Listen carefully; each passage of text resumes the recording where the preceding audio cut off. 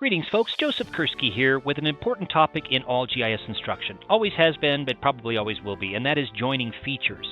We're going to use the Web GIS paradigm, ArcGIS Online in this instance, to talk about some new ways to teach about joining features. As you can see, I have a very rich data set. Real-time earthquakes, ocean floor, age, plate movement, plate boundaries, recent earthquakes, etc. We're going to open the analysis tools, so we're going to look at joining features in ArcGIS Online. We're going to use an online country boundary layer to join our current earthquakes to. Why? Because our current earthquakes do not have what country the earthquakes occurred in, and I want to get a sense of which countries had the most earthquakes for this recent data feed.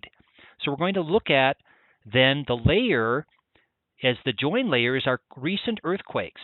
We're going to use a spatial relationship, and we're going to select intersects. We're going to leave the join operation at 1-to-1, and we are going to keep the first matching record if they're multiple. The join type in inner join, okay, and we're going to say we're going to give a meaningful output name. We're going to look at the environment settings, we're going to estimate the credits, and we're going to submit that tool to ArcGIS Online. And the result is as follows.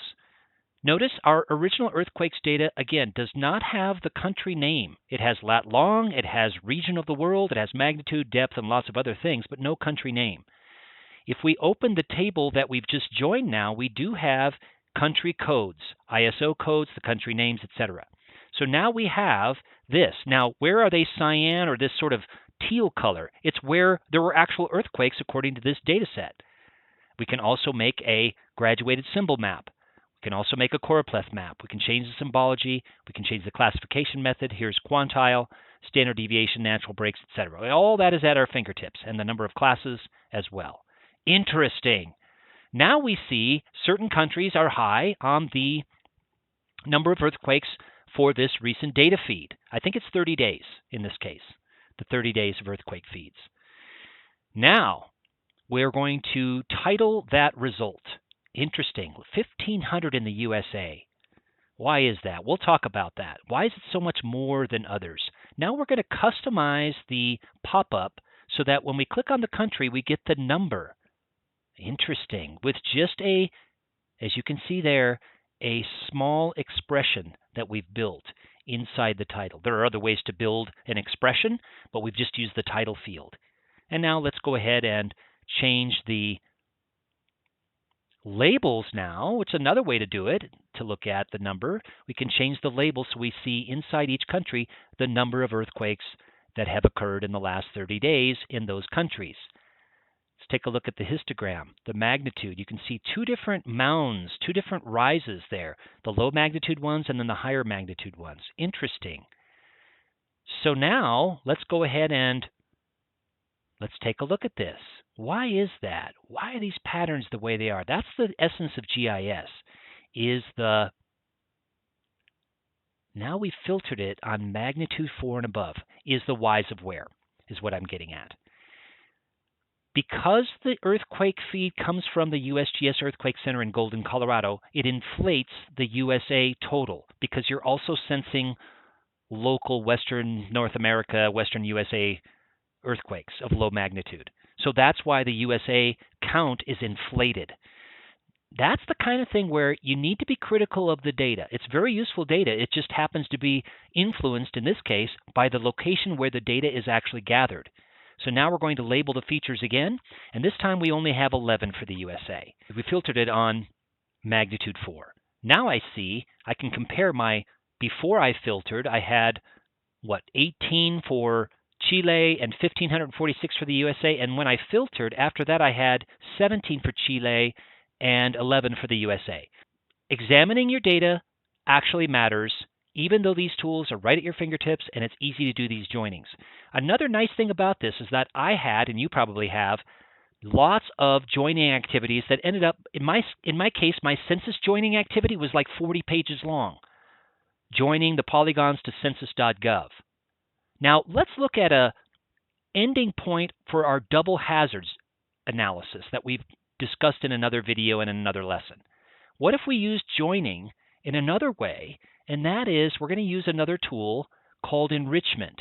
This is fascinating. You're actually joining the data to the cloud, to demographic data in this case that's in the cloud. Now, in the previous moments, we joined to a polygon that's in the cloud. That polygon was out in ArcGIS Online, Living Atlas of the World. Same concept here, where we're going to join to the demographic data that's actually in the cloud, knowing where it is on the ground. So we can say, I'm going to enrich the data, and I want to look at doubly hazardous areas and people living in group quarters, nursing homes, retirement communities, etc. Okay, so group quarters. And also the total population. So as I go to the data browser, notice that if I click on population, group quarters, I've got a data picker here. Fascinating. Wow. That is amazing that I've got this at my fingertips. I don't have to get every single layer and put it on my local drive or my local device. I could just join to data that's in the cloud in these wonderfully rich libraries. And now my resulting enriched population layer, I can look at the table of data there and notice I've got, oh my goodness gracious, group quarters right there, total population. I can click on those fields and sort. I've got a polygon with 7 people in group quarters and 376 total population in that particular zone that was doubly hazardous. Make it a little bit transparent so we can see what's underneath it. Okay. We can also, of course, change the base map. So we're looking at a satellite image. Let's look at an imagery hybrid so we see some street names and other cultural features. So that area right there has the most group quarters.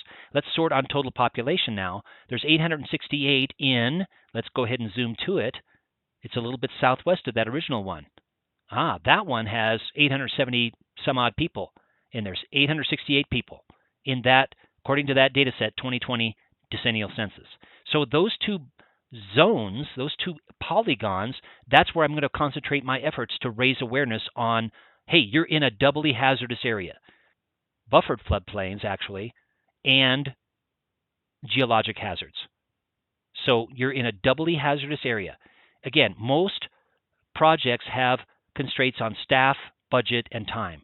So if we can focus on the areas that we really would gain most benefit and help the most people, we're going to focus our awareness-raising efforts on these two, or possibly more, areas inside this particular county. And how have we done that? How have we known that we had people living in those areas? Because we enriched the data. We joined it to data in the cloud, in these cloud-based libraries.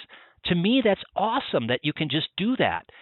Be critical of the data, know where it comes from, know how often it's updated, and so on. But being able to join, we've done joining with spatial joins. We've joined it to polygons for that world earthquakes data. And then in the last segment here, we've joined population data. Fascinating and wonderful to be able to do this. I hope this nudges you forward into new ways of thinking about teaching core concepts, but in new ways with Web GIS. Thanks.